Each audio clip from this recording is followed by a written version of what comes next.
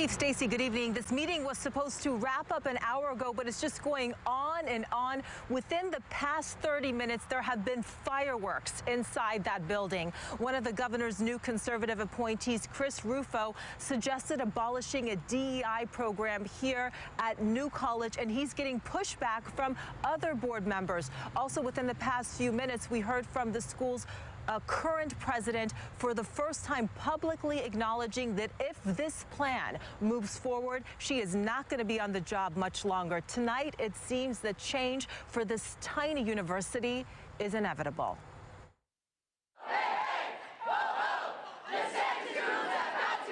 More than 100 protesters gathered at Sarasota's New College Tuesday, just hours before the state school's new, more conservative board of trustees met for the first time.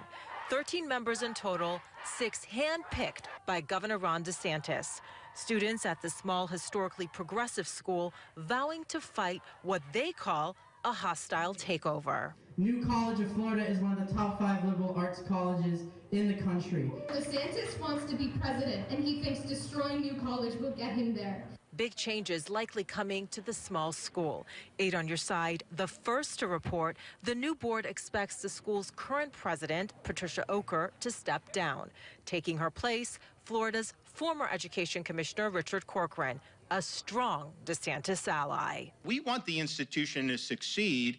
If we didn't, we would just say to starve it of funding. Meanwhile, a few miles off campus, Governor DeSantis announced more sweeping education reforms. He also said New College is the worst performing institution in the state's public system. This was a college that the legislature thought about just mothballing or folding it into UF or USF or something like that. It's not been able to have the enrollment that you would want, the test scores.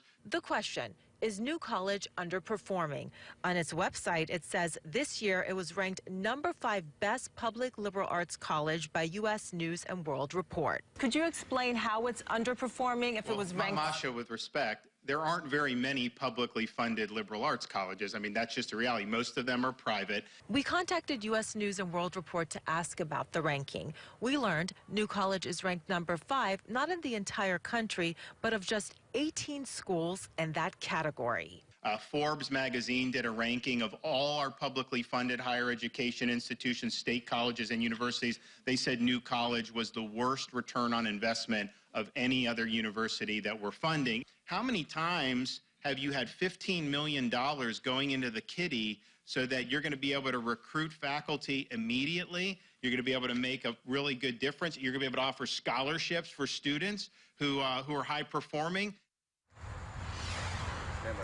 So breaking news within the past 30 seconds. Our Jack Royer is inside listening to every minute of this board meeting, and I'm told that the Board of Trustees just voted to terminate the current president, again happening within the past 30 seconds. And that U.S. World News report said the school is 5 out of 18 in that category. On the Forbes list, you heard Governor DeSantis talk about it, this school is ranked 405, and that is lower than any other state college or university. So this is a beloved school. This is a school that is very special to so many students, but it's not doing incredibly well in the rankings. Keith?